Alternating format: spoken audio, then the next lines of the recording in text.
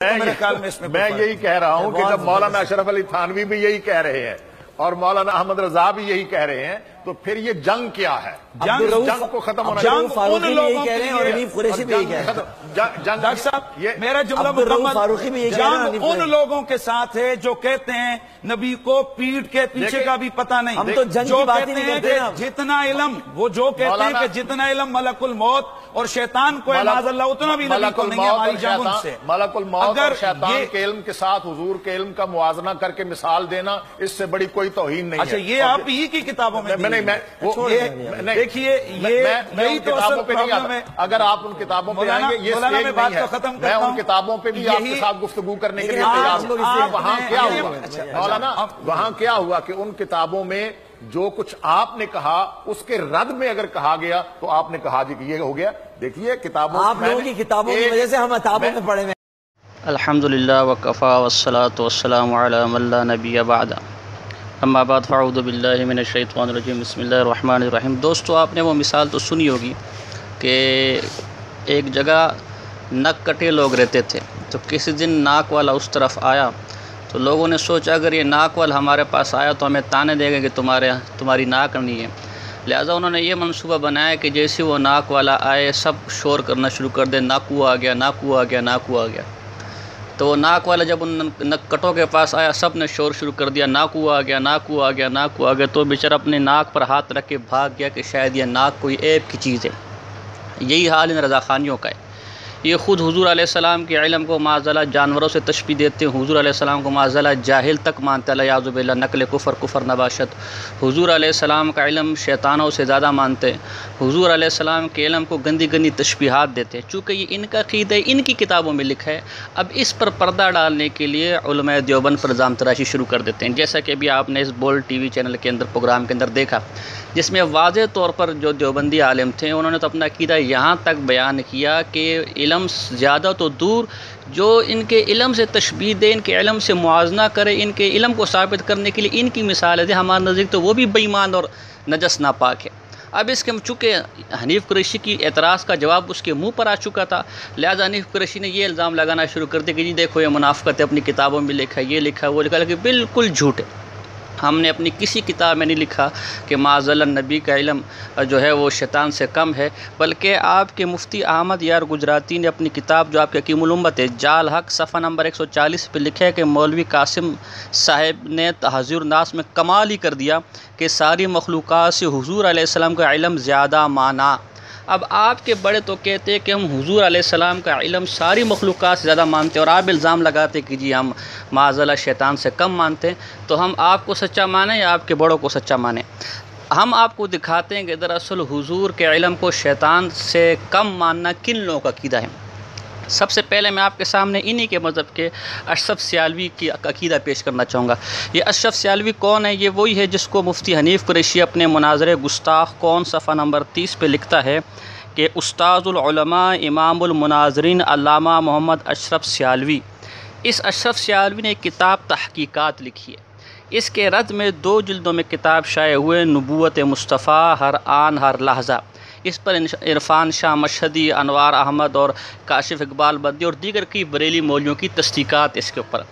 اس کے صفحہ نمبر 74 پہ لکھا ہے کہ تفسیر تعویل، اشرف سیالوی کو کہہ رہے ہیں یہ لوگ، یہ جو دوسرا گروپ ہے جو اشرف سیالوی کا مخالف گروپ ہے بریلیوں کا ہے، وہ کہتا ہے کہ تفسیر تعویلات اہل سنہ میں عالم الخلق عالم ما کان و ما یکون حضرت محمد صلی اللہ علیہ وسلم کے لفظ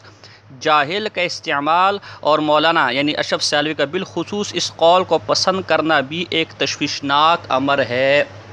معاذ اللہ استغفر اللہ، گویا ان کے استاذ العلماء امام المناظرین حنیف قریشی کہ وہ حضور علیہ السلام کی طرف جاہل کی نسبت کو پسند کرتے ہیں، تو تم بے ایمان تو حضور علیہ السلام کو جاہل مانو اور اعتراض ہم پر کرو، پھر یہ کہتے ہیں جی تم حضور کے علم کو معاذ اللہ جانوروں سے تشبیہ دیتے ہیں۔ آئیے ہم آپ کو بتاتے ہیں کہ تشبیہات کا گندا کھیل کون کھیلتا ہے۔ اسی کی کتاب کے صفحہ نمبر 62 پر یہ لکھتے ہیں اسی اشرف سیالوی کے بارے میں کہ مولوی صاحب پھر آپ نے صرف اس بات پر اکتفا نہیں کیا بلکہ اس سے بھی مکروہ عبارت عبارت لکھی، اسی طرح نبی مکرم صلی اللہ علیہ وسلم استغفر اللہ یعنی آپ نے بڑی دیدہ دلیری اور بے باکی سے سید المرسلین حضرت محمد مصطفیٰ صلی اللہ علیہ وسلم کے عالم ارواح میں نبی ہونے اور بقول آپ کے عالم اجساد میں تقریباً 40 سال تک نبی نہ ہونے کا موازنہ حکم خداوندی کے مطابق جانوروں سے بھی بدتر کفار بلکہ کفار کے سرداروں کے کفر سے کر دیا۔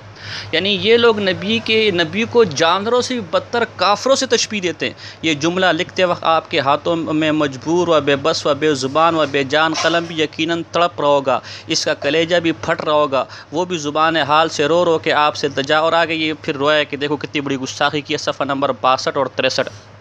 اسی طرح نبوت مصطفیٰ ہر آن ہر لحظہ صفحہ نمبر 52 صفحہ نمبر 53 کا ہم سکین دے رہے ہیں، اور صفحہ نمبر 54 اس پہ لکھا ہے کہ حفظ الایمان سے بھی بقول ان کے اشرف سیالی صاحب آپ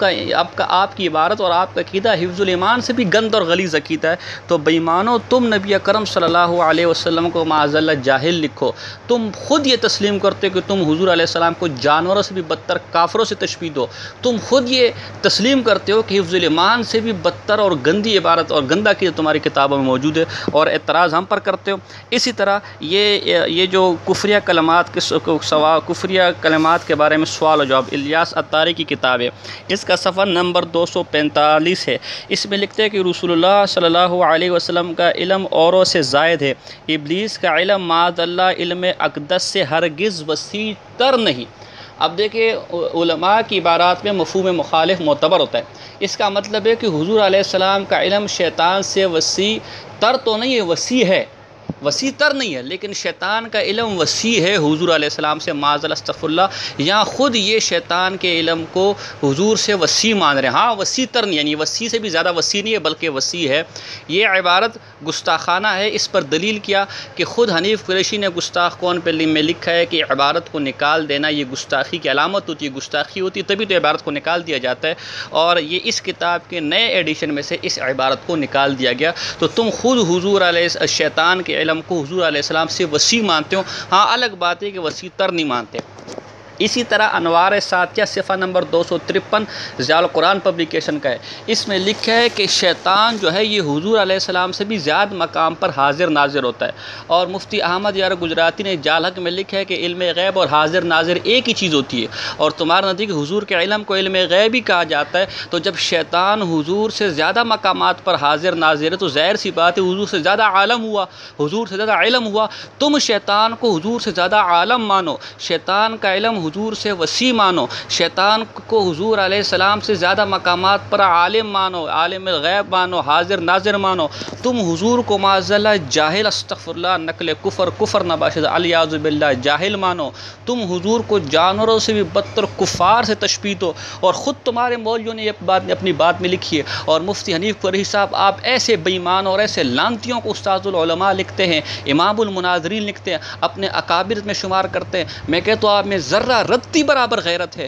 تو اپنے ان عقیدوں کو چینلوں پر واضح کیجیے اور اپنے ان کفریات سے توبہ کیجیے۔ اس سے پہلے 3 کفریہ اور 1 گستاخانہ عقیدہ ہم نے آپ کی خدمت میں پیش کیا تھا، اب یہ ہم نے قریباً 1 2 3 4